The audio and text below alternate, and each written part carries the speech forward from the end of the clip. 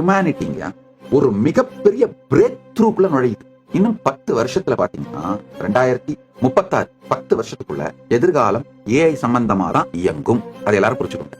ஒரு சாதாரண விஷயமான ரூமை எப்படி கிளீன் பண்ணணும் அப்படிங்கறதுல ஆரம்பிச்சு உங்க பர்னிச்சர்ஸை எப்படி அடுக்கணுங்கிறதுல இருந்து உங்களுடைய வாழ்க்கையோட மிக உயர்ந்த நிலையை எப்படி அடையிறதுன்றது வரைக்கும் எல்லாருமே ஏஐயோட நாலேஜையும் எக்ஸ்பர்டைஸையும் எடுத்துக்கிட்டு தான் செயல்பட போறாங்க.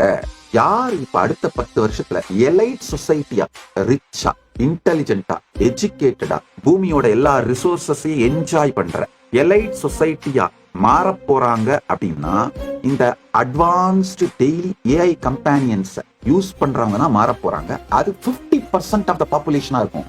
மீதி 50% பாப்புலேஷன் இந்த எலைட் சொசைட்டியை ஃபாலோ பண்றவங்களா இருப்பாங்க. அவ்வளவுதான். இப்ப அந்த காலத்துல எல்லாம் ஒருத்தனை டிப்ரைவ் பண்ணணும்னா எஜுகேஷன் டிப்ரைவ் பண்றது, இல்ல பொருளாதார ரீதியா அவனை வறுமையில வைக்கிறது, இப்படி எல்லாம் டிப்ரைவ் பண்ணுவாங்க இல்லையா? இதுக்கு மேல அதெல்லாம் எதுவுமே முடியாது. அடுத்த 10 வருஷத்துக்குள்ள யாரையுமே நீங்க எந்த விதத்திலையும் டிப்ரைவ் பண்ண முடியாது. டெய்லி ஏஐ கம்பேனியன்ஸை யூஸ் பண்றவங்க எல்லாருமே எலைட் சொசைட்டியா மாற போறாங்க. அது 50% ஆஃப் த பாப்புலேஷன் அப்படிதான் ஆக போகுதுங்க.